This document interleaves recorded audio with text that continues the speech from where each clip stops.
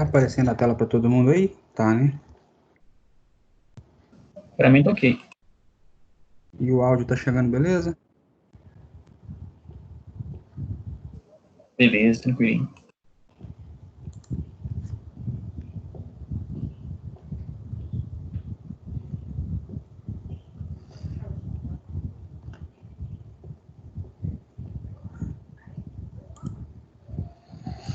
Então tá, vamos em frente. Aula de hoje, dia 19/5, Sistema de Telecomunicações.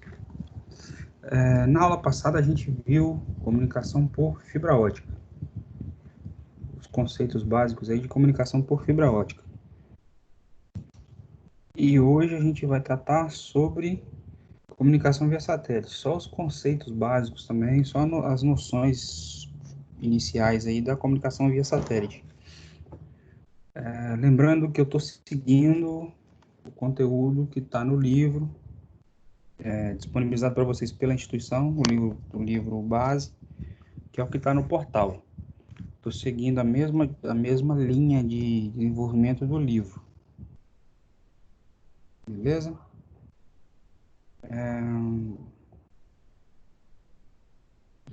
Então vamos lá. Definição de satélite. O que é um satélite? Satélite é um corpo físico que pode ser natural ou artificial, que gira ou que está localizado e que compreende uma órbita em torno de um objeto maior que ele, beleza? Um objeto grande. Por exemplo, a Lua, que gira em torno da Terra, beleza? A Lua é um satélite natural, mas a gente tem também satélites artificiais que são assim classificados porque eles estão orbitando o planeta também, beleza? Os satélites artificiais, eles são desenvolvidos aí por equipes técnicas aí e têm funções diversas. E eles são posicionados também em locais diferentes de acordo com o tipo de atividade que esse satélite vai fazer, o tipo de aplicação para esse satélite. Beleza? Por exemplo, existem satélites militares que são usados aí para serviços de telecomunicação, serviços de observação, serviços de alerta, navegação, GPS, etc., com aplicações com finalidades militares. Tem satélites científicos que são focados em coleta de dados e em exploração. Tem satélites meteorológicos que são usados aí para verificação do clima. E aí, com base nos dados que esses caras informam, os satélites informam, é possível fazer, por exemplo, montar, né, programas de prevenção de desastres ambientais, previsão de furacões, tempestade, etc. Beleza? E a gente tem também os satélites de comunicação, que são usados aí na transmissão de informações. Por exemplo, sinal de voz, rede de telefonia, sinal de dados, sinal de vídeo, no caso de sinal de TV, por exemplo, beleza? E eles permitem interligar pontos diversos aí do planeta, mesmo que que esses pontos estejam muito longe um do outro, de forma que fique inviável economicamente fazer essa conexão em terra, né? O satélite facilita esse link aí entre esses pontos, beleza? Esses satélites, todos eles, né, principalmente de comunicação, eles podem ter acessos múltiplos, ou seja, eles podem atender vários usuários simultaneamente, ou podem ter alguma função específica para um tipo de usuário só. Por exemplo, esses caras têm bastante disso de ter acesso restrito a um usuário, a um grupo específico de usuários somente, beleza? A ideia do satélite, a função dele é basicamente receber uma informação por meio de uma transmissão eletromagnética de um determinado ponto do planeta e devolver isso para um outro ponto diferente, beleza? Por exemplo, TV por assinatura com transmissão via satélite. A gente tem a operadora que está em algum local do planeta, ela multiplexa os dados, ou seja, aglutina isso tudo num pacote só, e transmite isso via onda eletromagnética para o satélite, e o satélite retransmite para a região que terá ali a cobertura do serviço, que será atendida pelo serviço, beleza? Essa região coberta pelo satélite é chamada de footprint, beleza? O satélite pode cobrir uma área restrita, tipo essa do desenho aqui, como pode cobrir localidades diferentes. É possível programar, por exemplo, para ele transmitir em pontos específicos, ele retransmitir para pontos específicos, ao invés de transmitir para uma área maior. Beleza? Ele tem as duas funções. É possível fazer as duas configurações. Então, a gente tem transmissão para localidade distinta, por exemplo, para uma ilhazinha dessa aqui, ou transmissão para uma área maior, que é chamada de footprint. A área de cobertura dele, então, é chamada de footprint. Beleza? Hoje a gente tem uma série de satélites em órbita no planeta, satélites artificiais, né? E tem vários modelos diferentes, com fabricações de épocas diferentes, com tecnologias diferentes. E no caso do sistema brasileiro, a gente tem em torno de 9 satélites no nosso sistema e aluga serviço de mais alguns estrangeiros.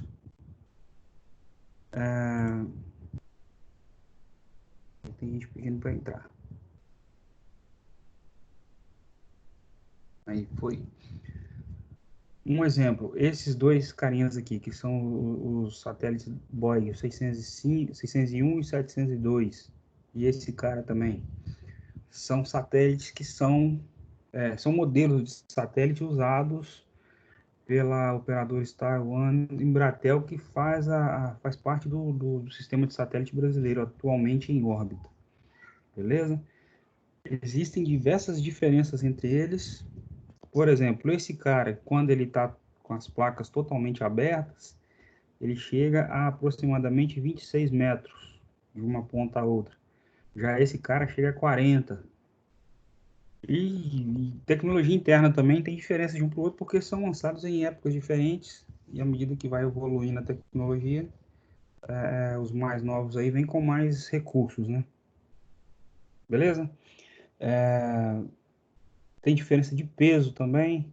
Esse cara tem um peso de aproximadamente 1.700 quilos, esse cara já chega próximo dos 3.000, e por aí vai. Esses satélites são colocados em órbita, são lançados por um veículo próprio para isso, que é chamado de veículo lançador de satélite, o VLS. E esse veículo é levado ao espaço por meio de foguetes. O Brasil tinha um programa de desenvolvimento de veículo lançador de satélite, teve aquele acidente lá na base de Alcântara alguns anos atrás e perdeu a equipe mais especializada que a gente tinha, com o índice mais alto de especialização, morreu todo mundo lá no acidente. E acabou provocando um atraso grande aí no desenvolvimento dessa área nossa. Mas o Brasil tem um programa de desenvolvimento desse tipo de veículo. Beleza? O satélite, teoricamente, pode ser lançado de qualquer lugar do planeta, porém, tem alguns pontos que são considerados melhores para fazer esse lançamento, porque em função das características do local mesmo, em função da localização desses pontos, em relação ao eixo do planeta, e tem locais que consomem menos combustível para colocar o satélite em órbita do que em outros. E na prática a gente tem poucos lugares aí que são usados atualmente para lançamento de satélite. Tem um nos Estados Unidos, que é o Cabo Canaveral, tem um na Guiana Francesa, um na China, Cazaquistão, tem esse de Alcântara, no Brasil, que está em processo de negociação. O Brasil cedeu o uso dessa base de Alcântara para os americanos, de porteira fechada para eles lá, eles não precisam compartilhar a tecnologia com a gente, tem nada, o acesso é restrito, mas foi negociado com eles lá e está em fase de acerto de contrato, de regras e tal, mas foi feito um pré-acordo com eles para permitir que eles usem essa base de Alcântara, porque ela é uma das que gasta menos combustível no planeta inteiro para poder, ou melhor, satélites lançados ali tem um custo mais baixo porque é necessário menos combustível nos foguetes para lançar satélites dali em relação aos demais pontos do planeta. Além disso, esses locais que são escolhidos para lançamento geralmente são próximos ao oceano por questões de segurança. Porque se houver alguma falha no lançamento e ele cair, cai no mar. Beleza? Então, o satélite está dentro do veículo lançador. Esse veículo lançador tem foguetes.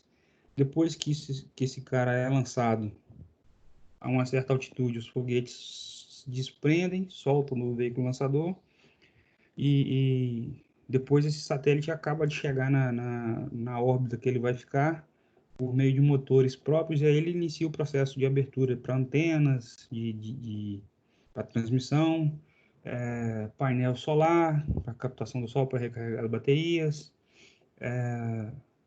e o ajuste final ali para ele chegar na órbita que ele vai trabalhar.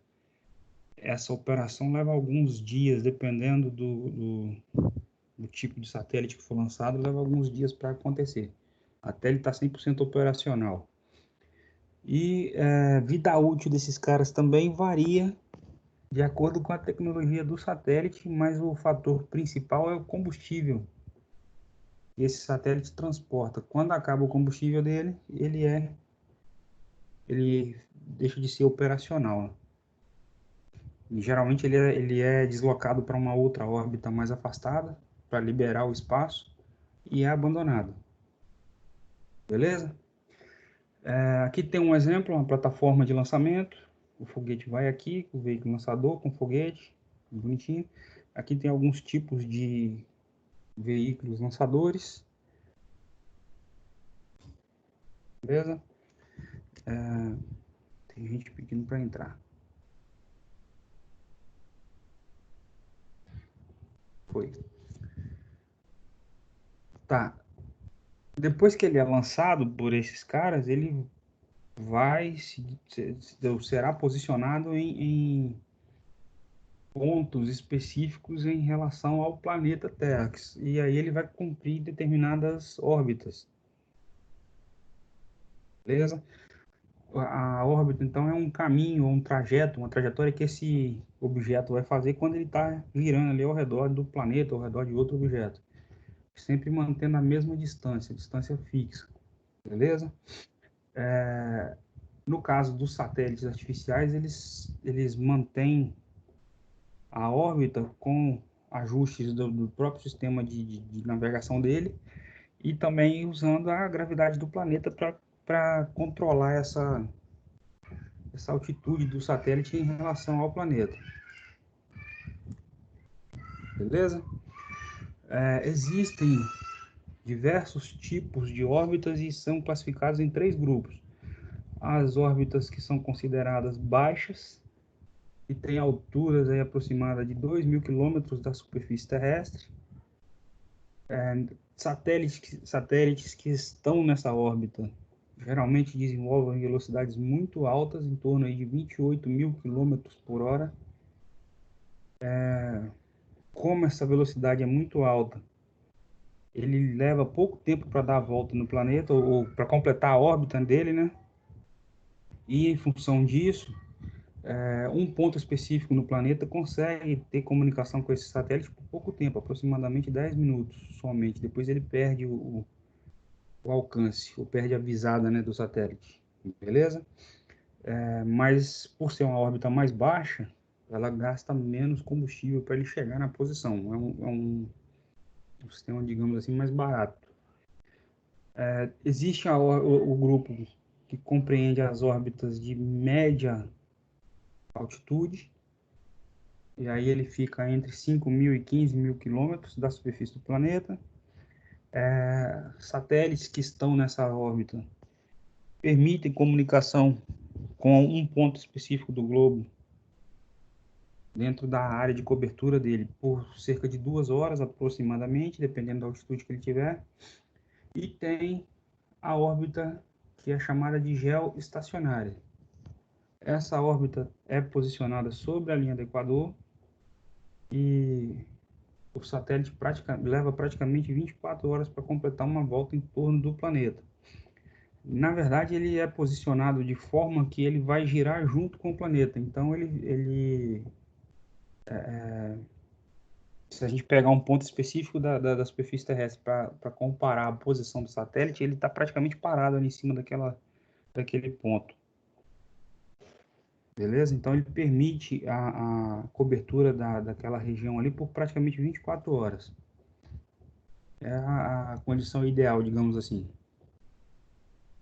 Então, a gente tem o grupo dos geoestacionários, a órbita geoestacionária, tem a baixa altitude, média, e a órbita que é chamada de elíptica alta, ou fortemente elíptica, beleza? Que seria isso aqui, essa órbita maior aqui, beleza?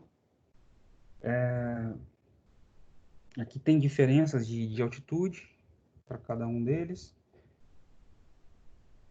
Tem o tempo de revolução, que é o tempo que o canal é mantido funcionando, que é possível contactar, né, o satélite. E os cálculos dessas órbitas, é possível calcular isso, mas eu não vou entrar em muito detalhe com relação a isso aqui, que vai fugir muito do que foi proposto para essa sessão, nessa unidade 3. Só para vocês conhecerem mesmo. Beleza? Lembrando que o gel estacionário ele se mantém praticamente fixo em relação a um ponto qualquer no globo, que seria o ideal para comunicação. A órbita geoestacionária seria essa aqui que está paralelo ali à linha do Equador, beleza?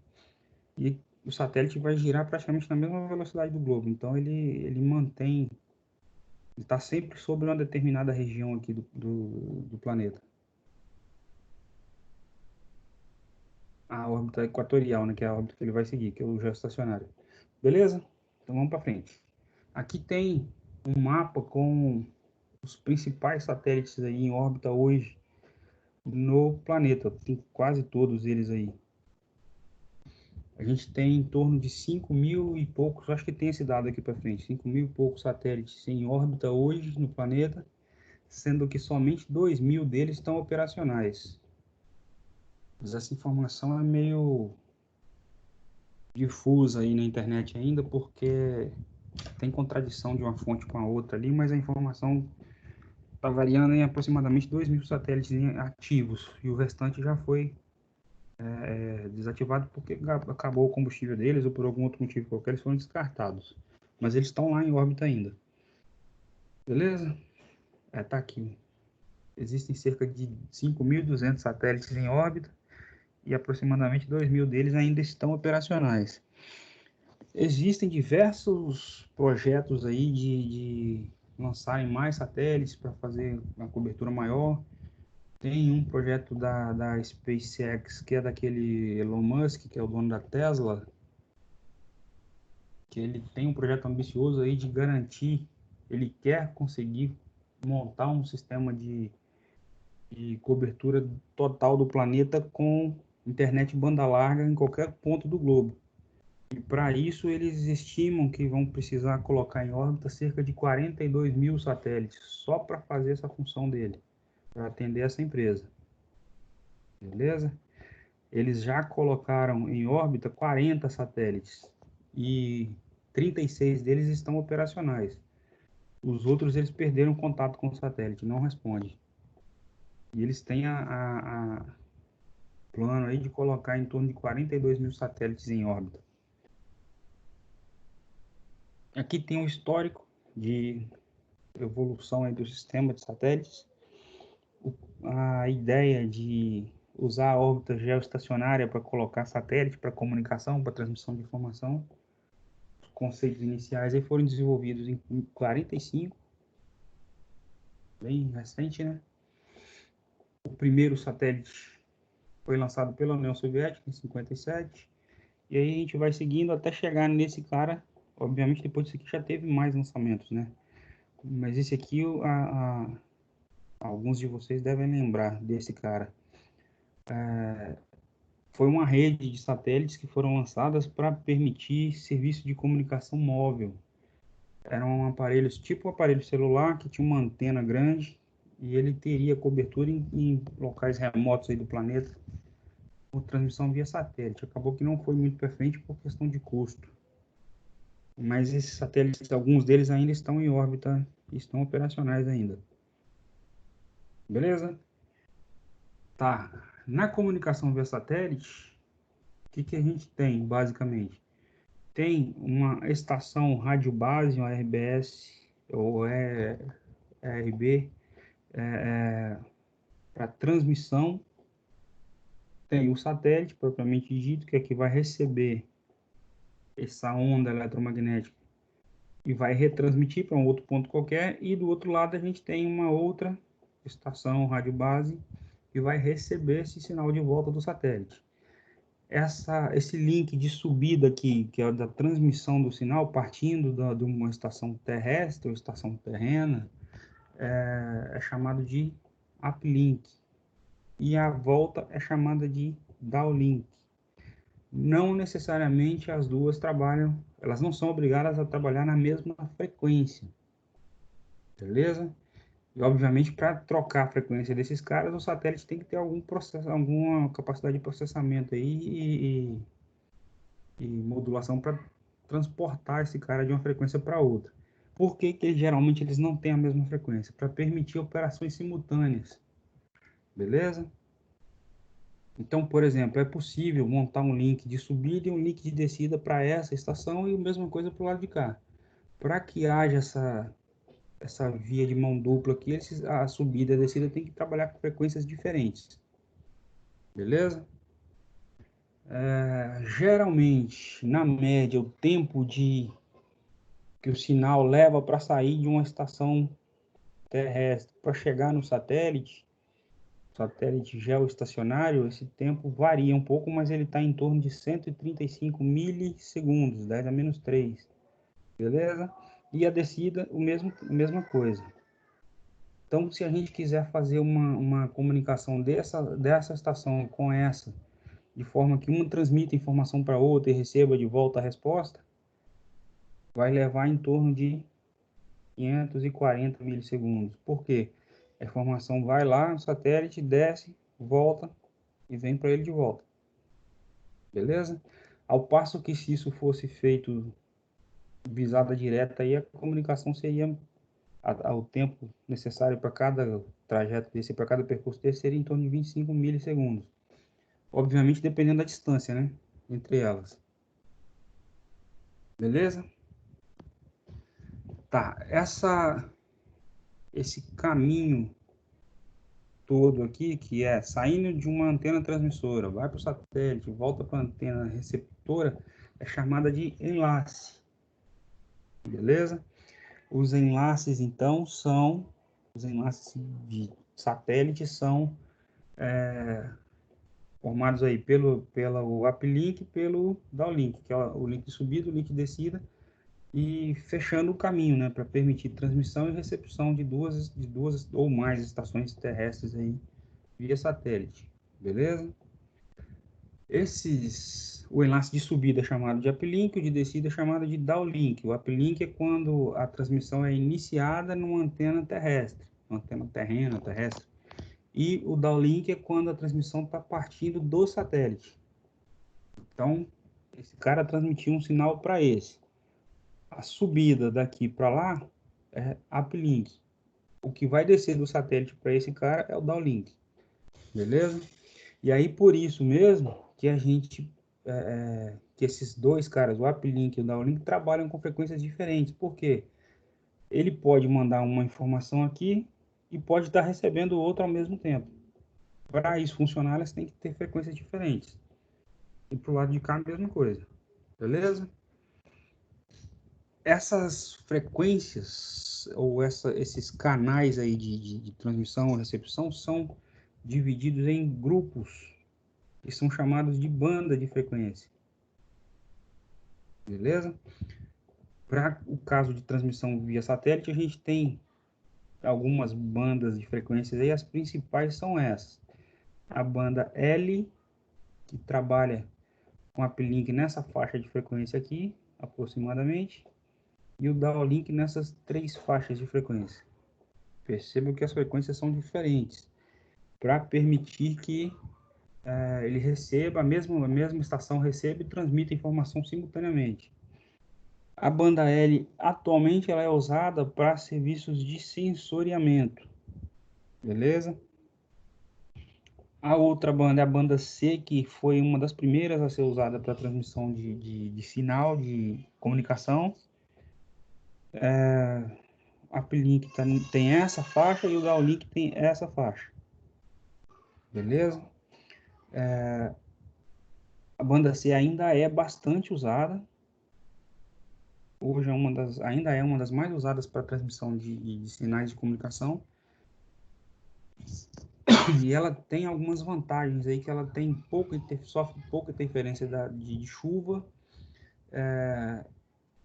consegue ter uma cobertura, ou melhor, ela tem uma cobertura grande, porém ela tem 2 problemas grandes aí, que é o tamanho da antena necessário para trabalhar com essas frequências, e são frequências que estão próximas de frequências usadas em transmissão na própria Terra, na própria superfície da Terra, e aí acaba tendo interferência com esses sistemas, beleza?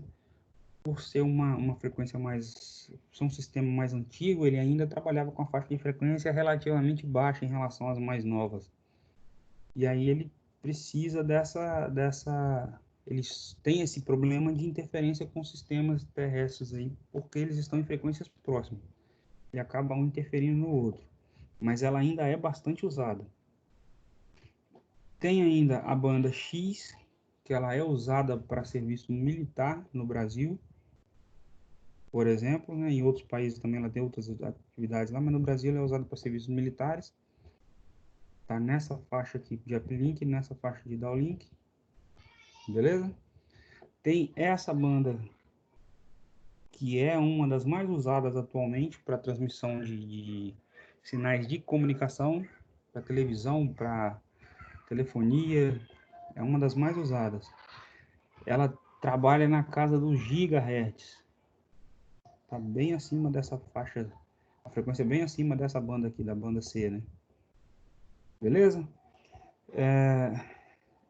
Como a frequência é mais alta, o comprimento de onda é menor. Então, a antena usada tanto na transmissão quanto na recepção tem diâmetro menor, porque a frequência é maior e o comprimento de onda é menor.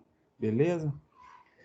E como ele está numa faixa de frequência bem mais alta que a maioria dos sistemas de transmissão eletromagnética na superfície da Terra, a faixa de frequência aqui está bem longe no espectro, ele tem pouca interferência com esse sistema, sofre pouca interferência. Por trabalhar com equipamentos menores e por ser uma tecnologia já bastante difundida, o custo é pequeno, relativamente falando, comparado com os anteriores. Porém, como o comprimento de onda é muito pequeno, porque a frequência é muito alta, ele tem 2 problemas graves aí, que sofre interferência de chuva e tem uma cobertura menor, a área de cobertura para essa frequência é bem menor do que para essa, beleza? Então, acaba precisando de mais estações aí de transmissão, recepção, etc., para poder conseguir cobrir uma área maior. E existe uma outra banda, que é uma das mais novas aí, que ainda está numa faixa maior ainda de frequência, está numa faixa de frequência maior ainda, e ela trabalha com antenas bem pequenas, porém ela sofre muita interferência de fenômenos atmosféricos, como chuva, descarga atmosférica, pelo fato da frequência aqui ser muito alta, o comprimento da onda é muito pequeno e a chuva consegue provocar ruído ou interferência no sinal, beleza? Mas ainda uma banda de frequência utilizada.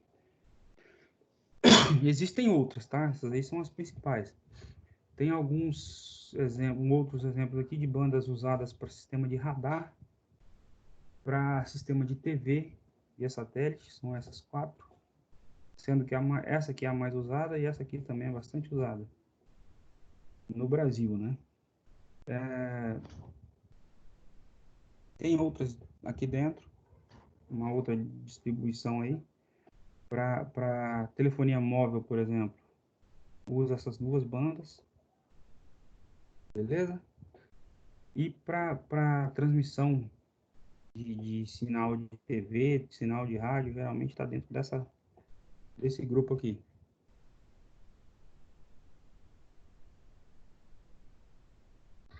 A frequência do link de subida do uplink geralmente é diferente da frequência do link de descida, para permitir isso aqui, para permitir que haja transmissão e recepção simultânea da mesma estação. Beleza? Por exemplo, uma estação dessa pode estar transmitindo para um satélite e esse satélite enviando de volta para outra estação. E essa aqui transmitindo ao mesmo tempo. E ela, por terem frequências diferentes, a gente consegue fazer essa via de mão dupla aqui, simultânea na estação. Beleza?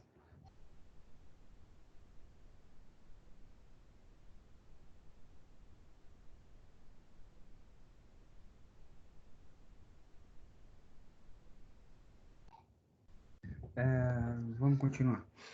Existem alguns problemas na transmissão via satélite que são provocados pelo próprio meio onde esse sinal está passando, a onda eletromagnética, e ela sofre interferência do meio onde ela está sendo transmitida.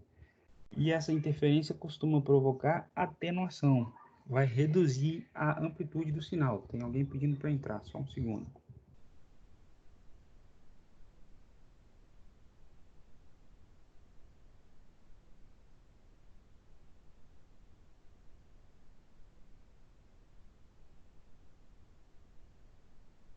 Foi.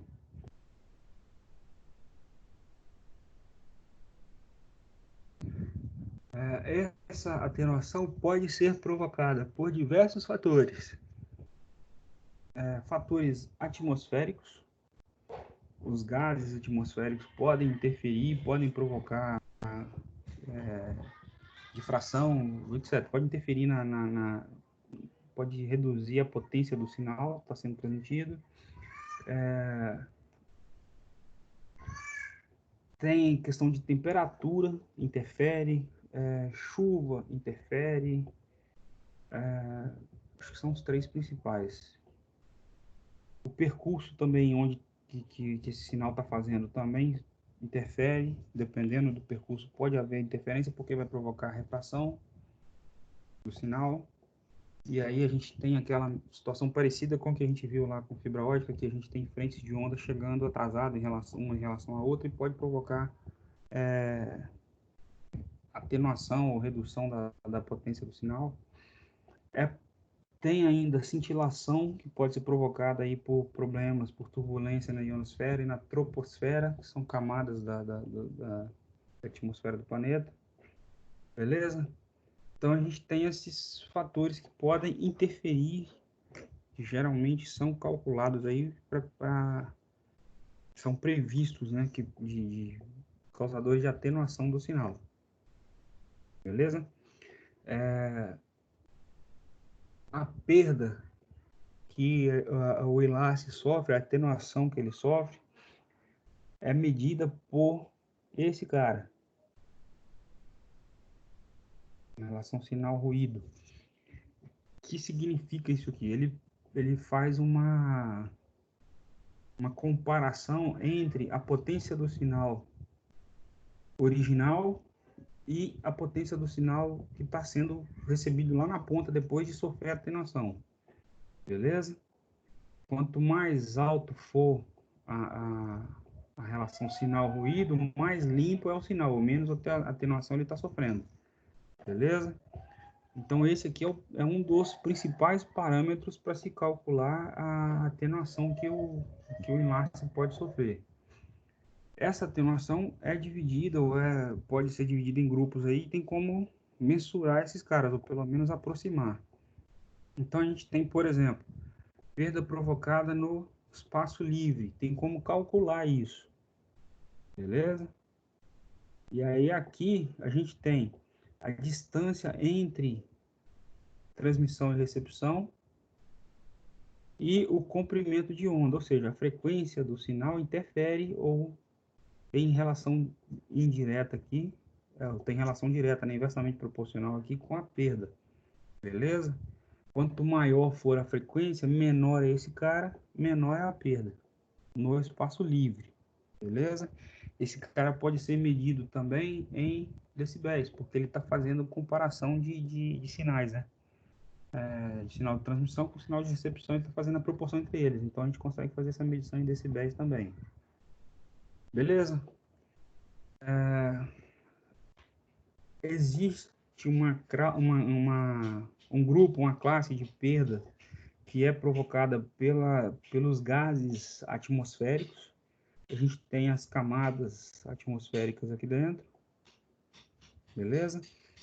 E quando a gente está fazendo transmissão via satélite, a onda eletromagnética vai ter que atravessar algumas dessas camadas, ou todas elas, a maioria delas.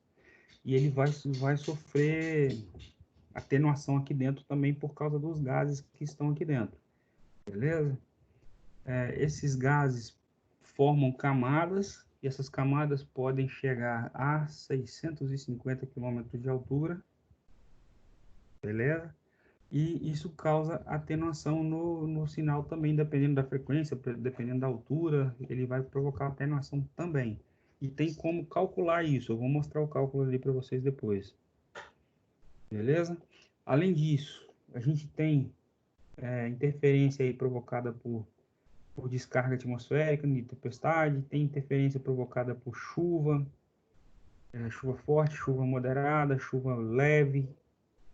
E aí a diferença entre elas ali é a quantidade de água que está caindo por hora, né? Milímetros por hora.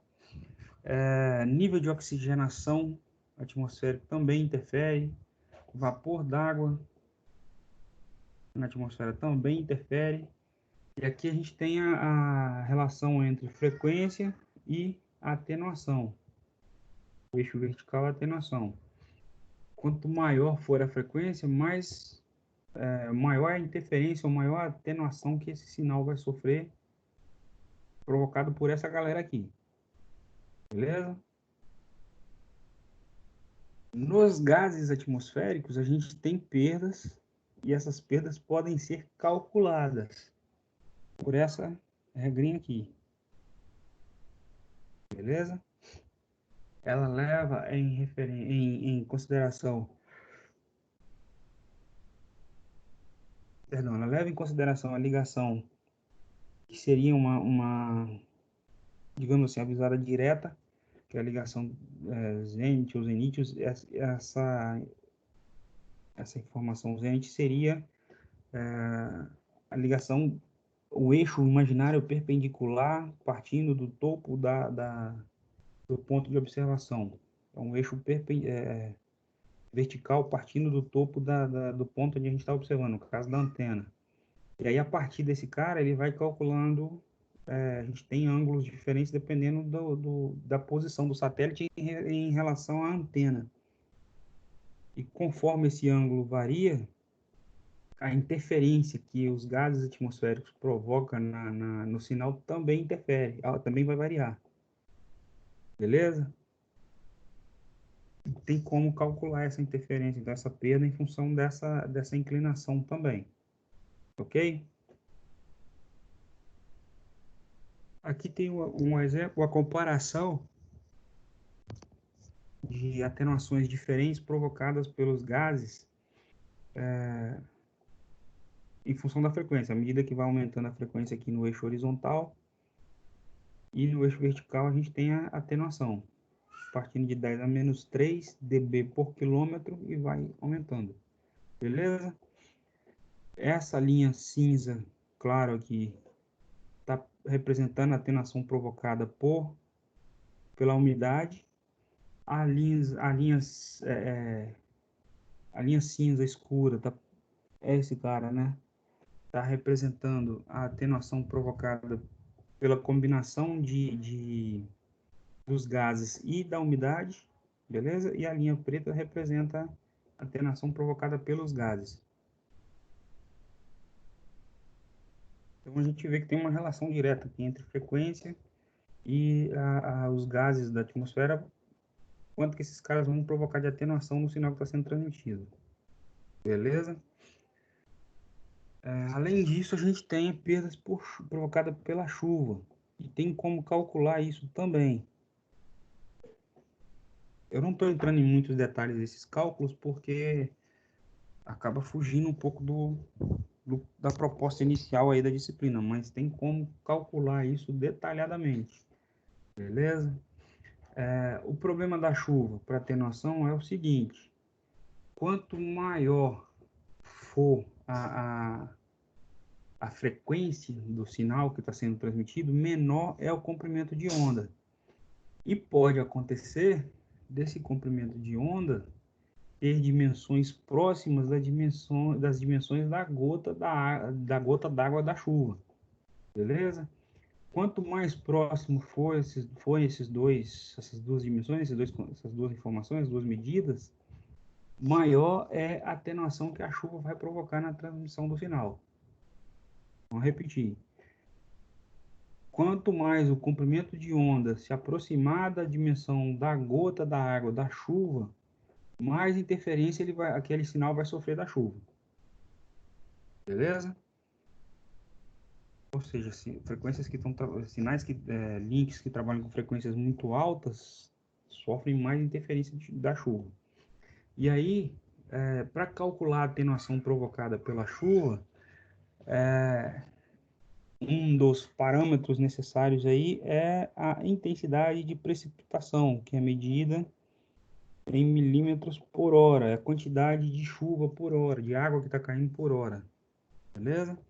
E aí a gente tem que recorrer a dados estatísticos aí de chuva para conseguir fazer uma previsão estatística mesmo, distribuição de probabilidade para prever qual seria a perda provocada pela chuva na transmissão em uma determinada região.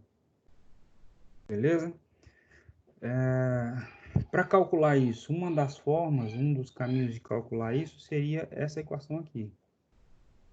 Aqui vai entrar taxa de precipitação, a probabilidade da chuva, e aí vai trabalhar com dados estatísticos, né? E o ângulo do fecho ali da visada em relação à referência da Terra aí, a superfície terrestre, beleza? E aí tem como calcular esse cara também. Isso aqui dá uma previsão de atenuação provocada pela chuva na transmissão via satélite. E aí, de novo, quanto maior for a frequência do sinal que está sendo transmitido aqui, maior é a interferência que esse sinal vai sofrer da chuva. Porque o comprimento de onda é menor e o tamanho do comprimento de onda vai estar mais próximo da dimensão da gota da água. Beleza? Uma outra forma de se calcular essa atenuação provocada pela chuva é por aqui. Aqui a gente tem comprimento de onda, beleza? Comprimento de onda não, perdão. Isso aqui é a atenuação específica provocada pela chuva e dentro desse cara entra o comprimento de onda também. E aqui a gente tem a distância do enlace, na região onde está chovendo, onde tem a previsão de chuva. Beleza? Além da interferência provocada pelos gases, interferência provocada pela chuva, a gente tem também interferência provocada por fontes cósmicas e por reirradiação da própria atmosfera. Como assim? Já ouviram falar daquelas emissões solares? O Sol, de tempos em tempos, emite uma onda eletromagnética muito grande que escapa ali do Sol e espalha o espaço afora e chega aqui na Terra também. E aquilo interfere na transmissão também, beleza? Um exemplo, né, de fonte cósmica que pode provocar interferência seria esse do Sol. A própria atmosfera também pode provocar refração de parcela do sinal que está sendo transmitido. E essa refração acaba provocando atenuação no sinal também lá na recepção. Beleza? Então, se a gente for calcular o ruído total ali, ou a interferência total, tem como aproximar bastante do que vai ter de perda na transmissão e na recepção. Beleza? Esse ruído, é possível calcular a potência perdida ali nesse ruído, que é chamado de potência equivalente do ruído, beleza? E essa potência equivalente do ruído, que é esse N, ele é calculado em função da largura de banda, ou seja, da frequência, da faixa de frequência que o sinal está sendo transmitido, beleza? Dá para a gente calcular esse cara por aqui também.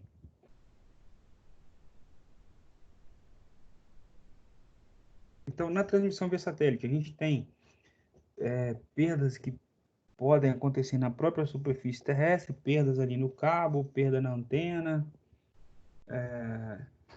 e também as perdas provocadas pela temperatura, provocadas pelos gases, provocadas pela chuva. E essa galera toda tem que entrar na conta na hora de calcular a potência do link de transmissão e recepção. Beleza? Existe um outro parâmetro que é usado aí para calcular esse link, que é chamado de temperatura de ruído. Temperatura de ruído. Como funciona isso? Temperatura de ruído seria, por exemplo, qual seria a energia necessária para gasta, né, para provocar um determinado nível de ruído, para provocar uma determinada potência, uma perda tal que tenha uma determinada potência ali nesse ruído. Beleza? Temperatura de ruído seria a temperatura necessária que um corpo qualquer teria que chegar para conseguir provocar uma atenuação de uma determinada potência, que seria o ruído. Beleza? Perdão. Esse ruído, geralmente, ele é medido em decibel também, porque ele faz a comparação entre níveis de potência. Beleza? Então, aqui a gente tem um dos parâmetros usados para calcular essa temperatura de ruído é a densidade espectral de energia do ruído. Um nome bonitão, né? Densidade espectral de energia do ruído. Ela é medida em função da temperatura, usando graus Kelvin, ou melhor, qual é a temperatura em graus Kelvin necessário para produzir um determinado nível de ruído. Beleza? E aí, essa temperatura é chamada de temperatura de ruído. Então, aqui a gente tem a potência que esse ruído vai apresentar. Aqui tem a largura de banda, ou seja, a faixa de frequência do sinal que está sendo transmitido, que é onde foi feita a medição, onde a gente consegue calcular o ruído. Beleza?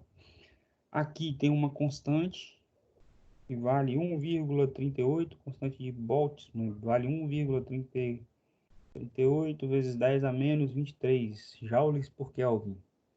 E aqui a gente tem a temperatura do ruído medido em Kelvin, grau Kelvin, beleza?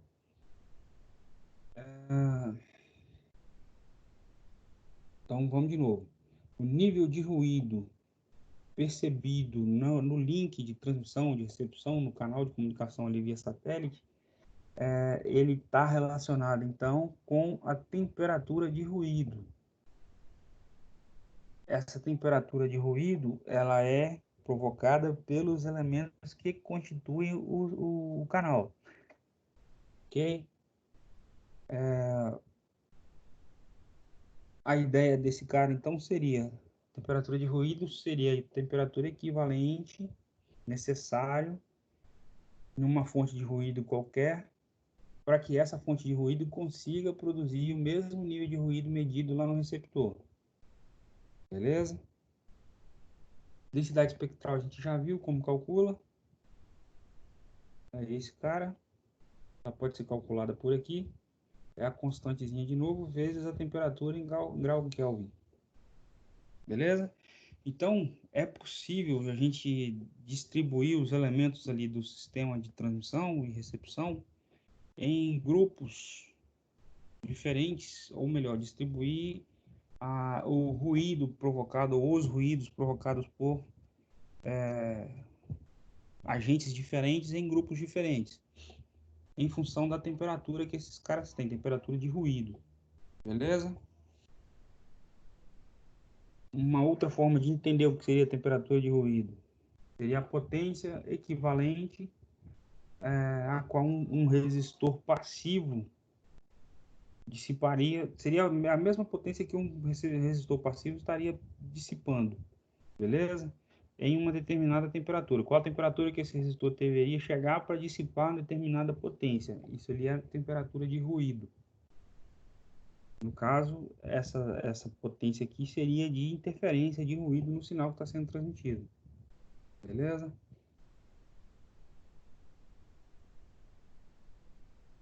E aqui a gente tem um gráfico comparativo entre os tipos de ruído principais e em função da frequência e em função da atenuação que esses ruídos vão provocar em decibéis.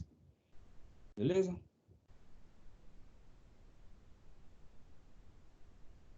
Aqui tem uma outra representação da uma situação parecida. Aqui está em função da posição do ângulo, do eixo ali, da visada do canal onde está sendo transmitida a onda eletromagnética em função da superfície terrestre. Ou seja, a posição do satélite em relação à antena que está recebendo o sinal do satélite. Beleza?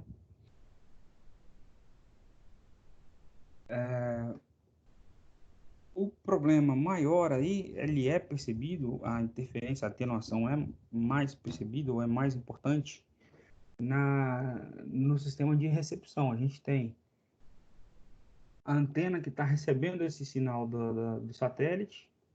Aqui tem um, um elemento que vai fazer o tratamento desse sinal, ele vai amplificar esse sinal, filtrar e depois mandar isso para o receptor que vai direcionar para o destino. Beleza? E aí, aqui dentro, a gente consegue, dentro desse trecho, a gente consegue medir a relação sinal-ruído, que é aquela relação que vai calcular a proporção entre o nível de sinal, que é onde está a informação que a gente quer, e o nível de ruído que está chegando. Beleza? E aí, cada grupo desses vai contribuir com uma determinada temperatura de ruído. Beleza? Vai fornecer um ganho específico para uma determinada temperatura de ruído. Então, a gente tem a antena, que também tem uma temperatura de ruído, tem o bloco de amplificação e tem o bloco receptor, que é o que vai receber o sinal já filtrado, amplificado e vai direcionar para o destino. Beleza? Essa relação sinal-ruído vai comparar, então, o nível do sinal que é onde está a informação que a gente quer, com o nível do ruído que está chegando junto ali com esse sinal, que vai provocar atenuação desse sinal. Beleza?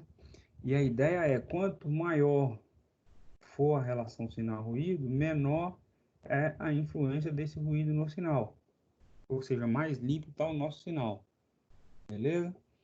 Essa relação, então, sinal-ruído, ela é calculada fazendo a proporção ali entre potências. A potência do sinal onde está a informação que a gente quer transmitir ou receber e a potência do ruído que está chegando junto nesse sinal, está chegando embutido nesse sinal.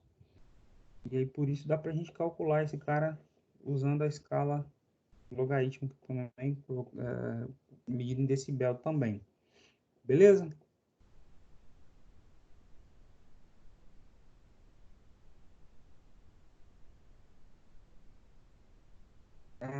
Na transmissão via satélite, então, a gente tem fatores aí que vão provocar ruído, que vão provocar atenuação do sinal, que vão provocar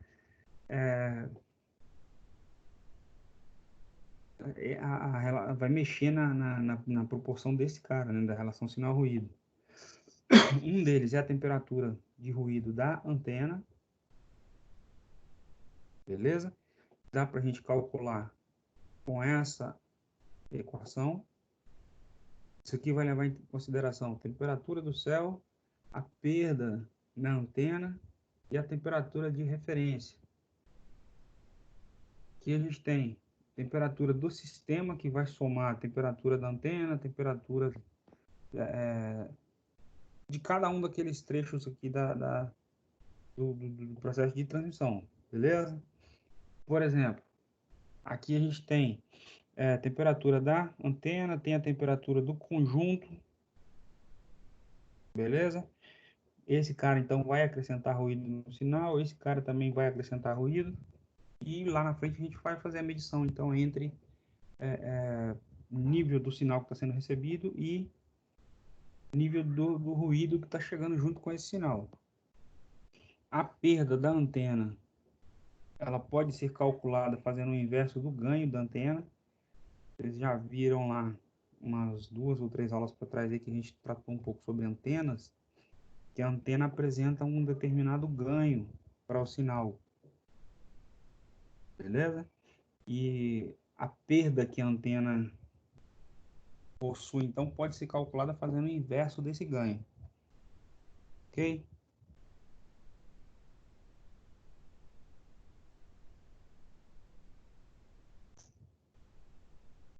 E aí, então, para calcular a temperatura de ruído do sistema total, do conjunto total, é só calcular as temperaturas individuais e somar todo mundo, beleza? A ideia é basicamente usando a temperatura de ruído sobre o ganho, para cada um desses, para cada um dos elementos que compõem o sistema de recepção, beleza? E a perda pode ser o inverso do ganho, o ganho é o inverso da perda, mesma jogada, né? Mesma regrinha. E aí tem um outro parâmetro que é chamado de figura de ruído, que é um parâmetro que permite medir a qualidade do sinal que está sendo transmitido ou recebido. A figura de ruído faz a proporção entre relação sinal-ruído na entrada com relação sinal-ruído na saída. A proporção entre esses dois caras vai indicar a figura de ruído, beleza? Tendo a temperatura de ruído, dá para a gente calcular a figura, aqui são temperaturas de ruído, dá para a gente calcular a figura de ruído também por aqui, fazendo a proporção entre elas, beleza? Porque esse cara vem, a relação sinal-ruído leva em consideração as duas temperaturas de ruído também. Tem gente pedindo para entrar.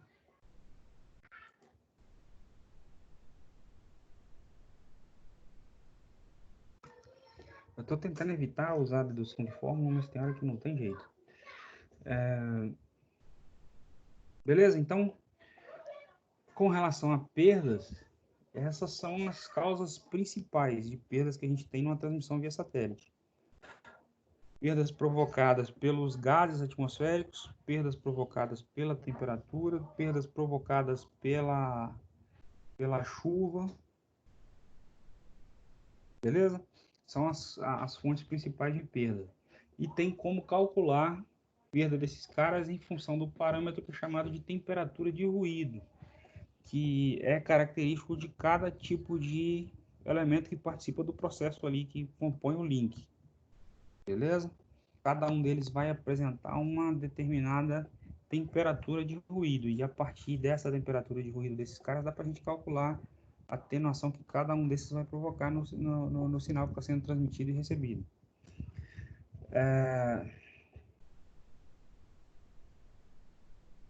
Até aí, beleza.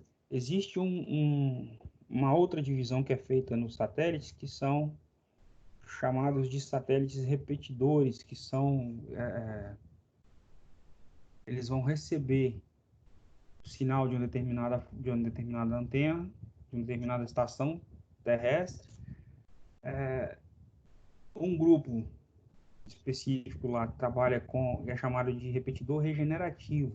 Ele vai receber essa informação, vai demodular, ou seja, vai separar ali os canais, as faixas. Então, por exemplo, dentro de uma banda daquela de frequência, ele está transmitindo várias informações simultâneas ali dentro do mesmo pacote. A gente pega lá, o mesmo exemplo, o sistema de transmissão de canais de TV por assinatura, via satélite. A operadora vai receber vários canais diferentes, vindo de fontes diferentes, vai aglutinar isso tudo num grupo só de frequências, numa onda só, e vai transmitir esse pacotão para o satélite. Essa aglutinação é chamada de modulação. Vocês já conhecem. Por meio de multiplexação, ela vai juntar todo mundo. E aí transmite um sinal só com uma determinada frequência para o satélite. E aí o satélite que é do tipo repetidor regenerativo, ele vai receber essa informação, vai demodular, ou seja, vai separar os canais todos bonitinhos, e aí vai fazer comparação da informação digital dos canais, os canais são digitais, vai fazer a comparação e vai fazer a reconstituição. E depois junta isso tudo de novo num pacote e manda de volta para o destino. Beleza? São os satélites que são repetidores regenerativos. E tem o outro grupo que é o repetidor não regenerativo. Ele vai receber o sinal, vai amplificar e mandar de volta. Só, não vai trabalhar o sinal, não vai mexer com nada. Vai receber a informação, amplificar e retransmitir. Mandar de volta para o destino. Beleza? O regenerativo recebe o sinal, demodula, ou seja, separa as frequências, as informações em canais diferentes, faz a análise de cada informação dessa, faz a reconstituição, vai comparando por protocolos de bits ali, ele consegue comparar e consegue identificar se o bit é correto ou incorreto e faz a reconstituição desse cara. E depois junta todo mundo de volta, amplifica e manda para o destino. Esse é o repetidor regenerativo. O repetidor não regenerativo só recebe o sinal, amplifica e manda para frente. Só. Beleza?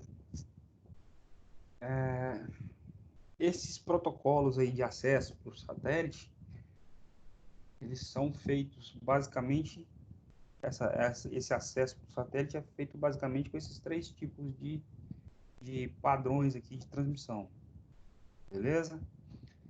Esse cara suporta sinal analógico, o FDMA, e os outros dois só transmitem sinais digitais. E aí é por meio desses dois protocolos que ele faz aquela função de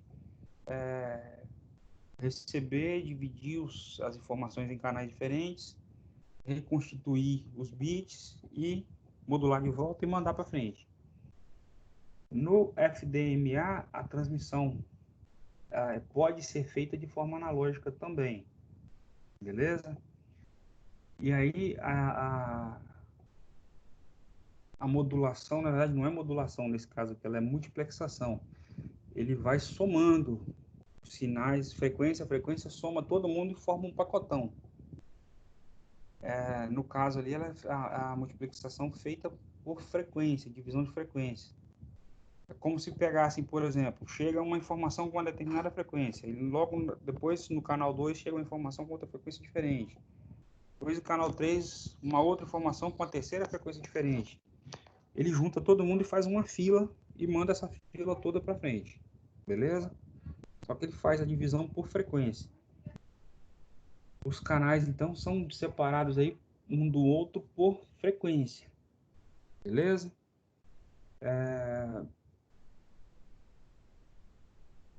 No caso do FDML, está usando multiplexação por frequência, divisão por frequência. É um padrão um pouco mais antigo, mas ele ainda é bastante usado. Isso é feito por quê? Qual a necessidade de fazer isso? é para permitir aumentar a eficiência do sistema. Porque a gente consegue mandar várias informações com várias frequências diferentes, tudo simultaneamente para o satélite e aumenta a capacidade de transmissão do canal. Beleza? Existem diversas técnicas para fazer isso. Então ali a gente tem, dentro do FDMA, é a multiplicação por divisão de frequência, ou acesso por multiplicação de frequência. Tem TDMA, que é a multiplexação por divisão de tempo. A frequência seria basicamente isso aqui. Ele pega várias frequências diferentes, faixas de frequência diferentes, junta todo mundo, forma um pacotão, sai e manda o pacote. No TDMA, ele manda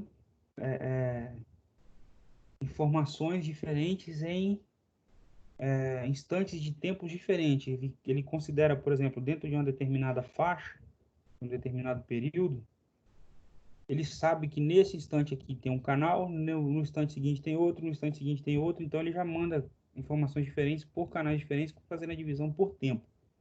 Beleza? E o CDMA é um outro tipo de protocolo que trabalha com divisão por códigos. Senão vai todo embaralhado, mas ele tem cada canal desse aqui, cada informação dessa tem um código diferente, e lá na recepção ele tem a chave para decodificar todo mundo, para identificar qual informação é de qual canal. Beleza? São são técnicas de multiplexação diferentes que são usadas na transmissão para poder permitir usar, aumentar a eficiência do canal de comunicação, que consegue mandar mais informação no mesmo canal. Beleza?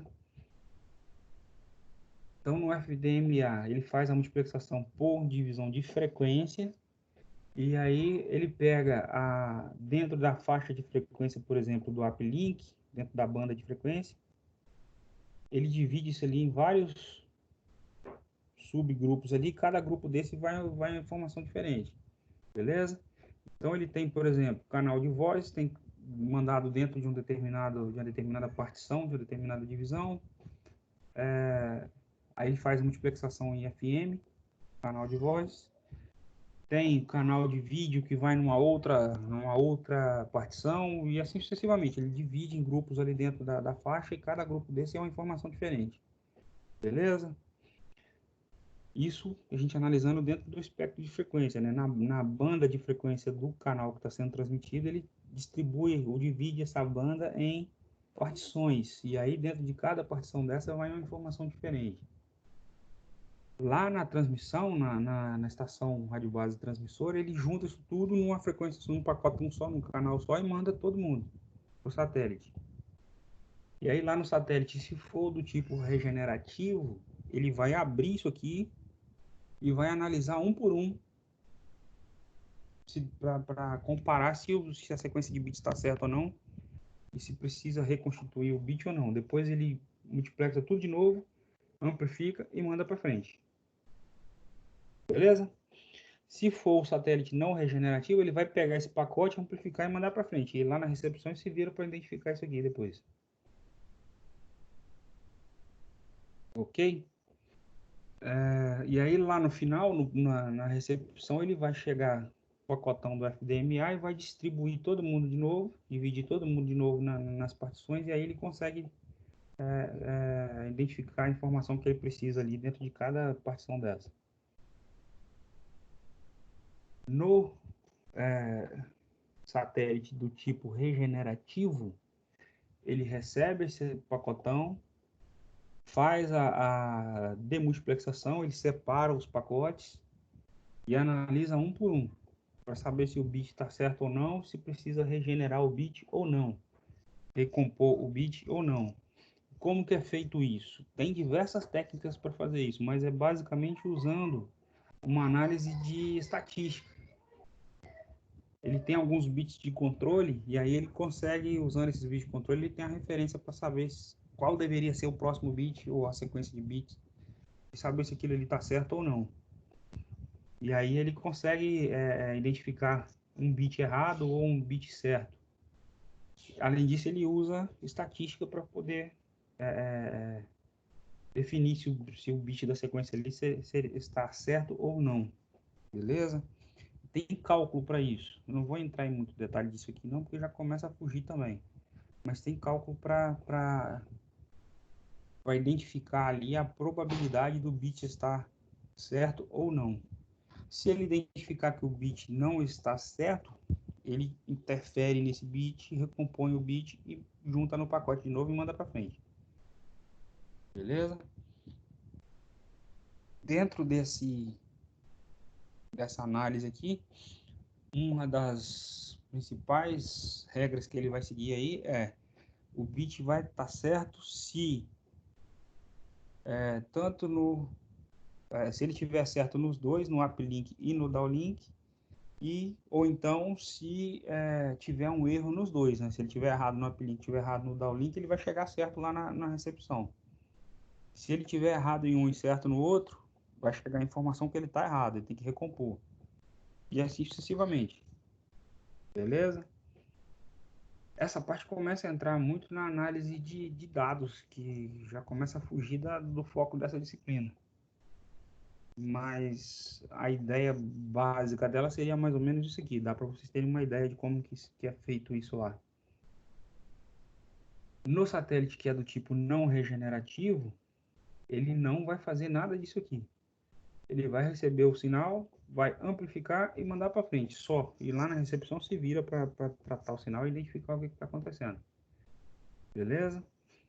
Ele faz então amplificação e muda a frequência. Por que ele muda a frequência?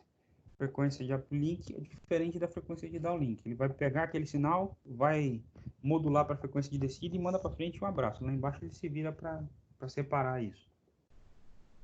Beleza?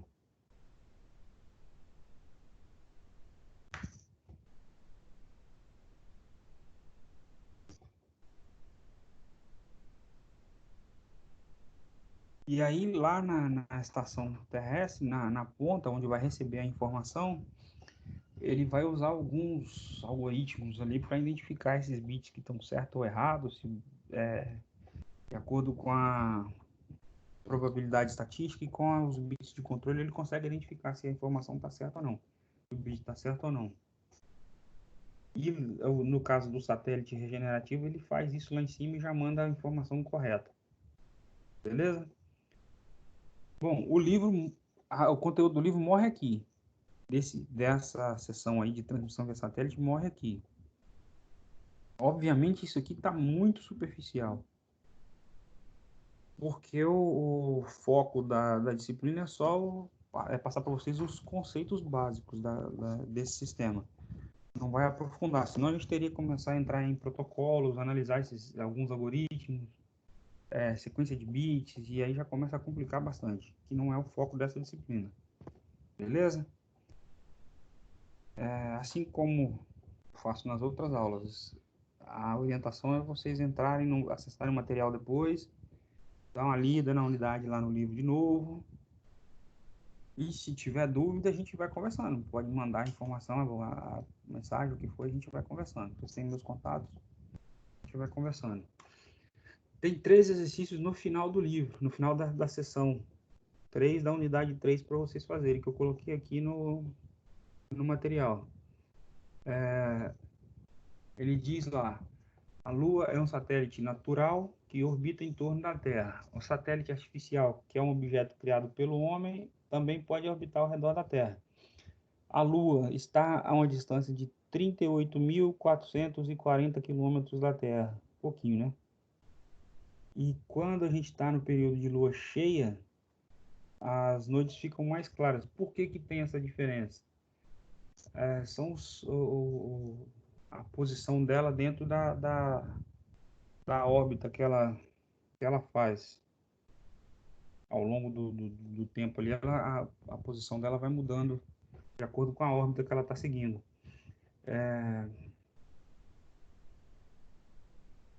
Aí no exemplo ele cita lá: o Juca gostaria de transmitir um sinal para o João, que está no outro estado, usando a frequência de 433 MHz e usando a Lua como satélite para refletir esse sinal, considerando que a Lua consegue refletir 100% desse sinal. Obviamente, isso aqui é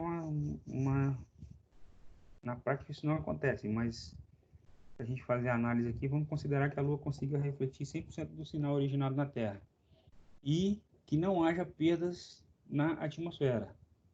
Aí ele quer saber o seguinte: qual é a potência necessária para transmitir e receber um sinal com um nível de menos 80 dBm.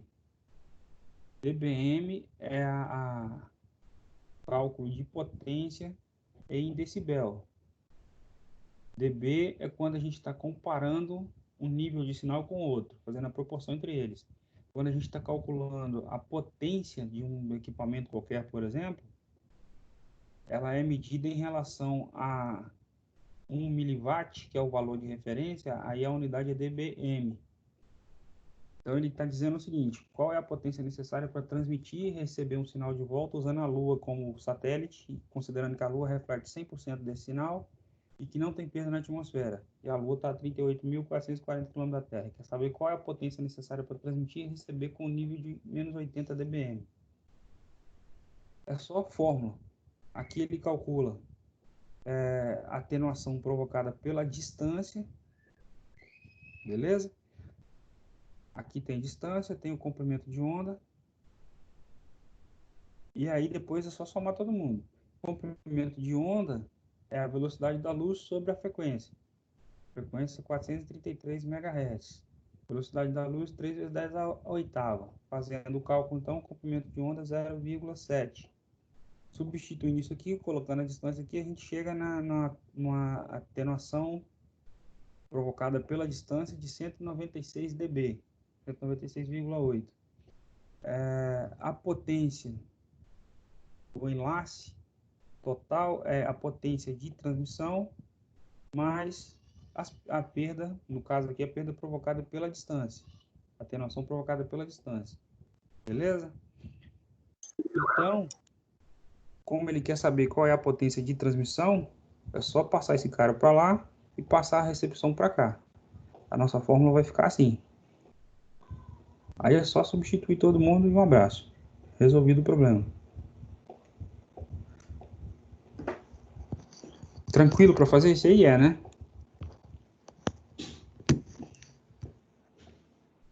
O que a gente precisa saber aqui? Ele quer transmitir um sinal e quer receber lá na outra ponta com um nível de menos 80 dBm. Tem que chegar lá em menos 80 dBm. Ele quer saber qual tem que ser a potência para transmitir para que chegue lá no nível de menos 80 dBm. No caso, ele está usando a Lua como satélite, a Lua para refletir esse sinal como meio de transmissão, considerando que a Lua não vai provocar perda, ou seja, ela vai refletir 100% do sinal que chegar lá, e que não tem perda na atmosfera. Então, a gente não tem perda provocada por gás, não tem perda provocada por chuva, nada disso. Ele só não tirou da brincadeira aqui as perdas provocadas pela distância, atenuação provocada pela distância. Aí ele quer saber, eu quero receber lá na ponta em 80 dBm, menos 80 dBm, qual tem que ser a potência que eu tenho que transmitir? A potência total, potência de recepção lá no final do enlace, ela é melhor, a potência total do enlace, né? Ela é calculada como a potência de transmissão mais a perda, mais as perdas, beleza? A potência total que eu vou transmitir é a potência total do meu enlace, né? Do conjunto todo. É a potência de transmissão mais as perdas. No nosso caso aqui, a gente só tem perda por distância. Como ele quer esse cara, é só passar ele para lá e passar isso aqui para cá. A equação vai ficar assim. Só que eu preciso calcular a perda por distância. A perda provocada, a atenuação provocada pela distância vem dessa forma. Aqui tem a distância entre os dois pontos que a gente quer transmitir. E aqui tem a frequência, o comprimento de onda. Nesse caso aqui, a distância é entre a antena transmissora e a Lua. Beleza? Que é a distância da Terra para a Lua. E o comprimento de onda a gente vai calcular a partir da frequência do sinal. O comprimento de onda é a velocidade da luz dividido pela frequência do sinal que a gente quer. Beleza? Então, calculado o comprimento de onda, substitui esse cara aqui e a gente consegue calcular a atenuação provocada pela distância. A atenuação que a distância vai provocar nesse sinal aqui que ele está transmitindo. E aí é só isolar. Ele quer a potência de transmissão, passa ele para o outro lado, passa esse cara para cá, substitui todo mundo. Um abraço. Facinho, né? Beleza?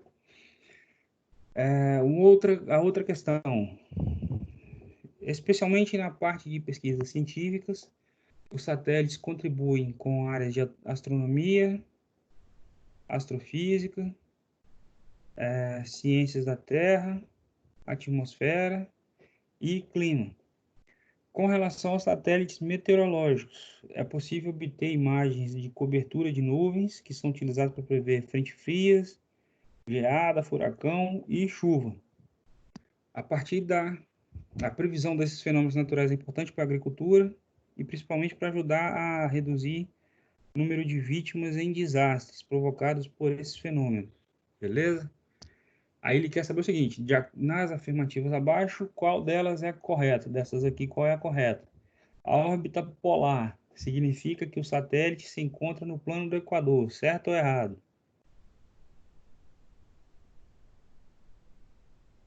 Na órbita polar, a órbita polar pode ser considerada como o Sol síncrono, está sincronizado com o Sol. O satélite geoestacionário está fixo em relação a um ponto na superfície da Terra. Qual dessas três está certa? As três estão certas, as três estão erradas.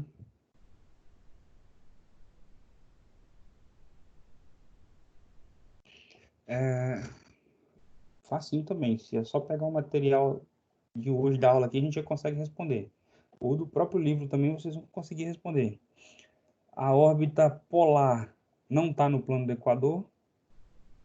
O plano do Equador é a órbita equatorial. Beleza? A órbita polar é considerada como uma órbita Sol síncrona, ou seja, sincronizada com o Sol, porque ela cruza a linha do Equador sempre no mesmo local e na mesma hora. Beleza? Então usa o Sol como referência.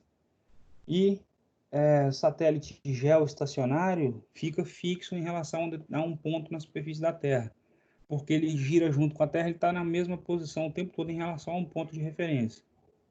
Beleza? E ele é usado para telecom, principalmente, porque consegue estabelecer comunicação contínua. Então, as duas últimas aí estão certas, seria esse cara. E a última é, em satélites, em comunicação por satélites, existem fontes de ruídos que devem ser consideradas. Além das fontes de ruído terrestre, a gente tem interferência originada por equipamentos, tem interferência causada por fontes cósmicas e por reirradiação da própria atmosfera, beleza? Além disso, a gente tem ruído interno provocado pela própria parte eletrônica do receptor, que também tem que ser analisada, principalmente quando está trabalhando com frequências mais altas. A eletrônica dele também interfere, provoca ruído. E aí ele pede, marque a alternativa correta que fala sobre o motivo pelo qual o sistema de satélite deve exigir atenção especial para certas atenuações. Tem atenuação provocada pela chuva que melhora a propagação, está errado. Provocado pelo bloqueio da luz que energiza o satélite, pelo bloqueio do sinal do satélite pela Lua, pela energia cósmica que pode queimar o receptor, ou pelo baixo nível de sinal que atinge o receptor. De graça também, né? Beleza? O ruído tem que ser analisado, por quê? Porque o sinal que vai chegar no receptor vai chegar com a potência baixa, com amplitude baixa. E se o ruído for muito alto, ele vai interferir bastante no sinal que chega no receptor e pode inviabilizar a extração da informação ali dentro. Beleza? Então tem que calcular o ruído, tem que prever esse ruído para poder compensar essa perda que o ruído vai provocar lá na transmissão. Beleza? Facinho, de graça.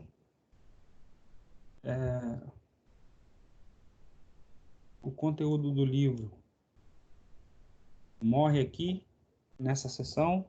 O conteúdo dessa sessão morre aqui nesse ponto que a gente parou. E eu não vou avançar além disso também não. Dúvidas?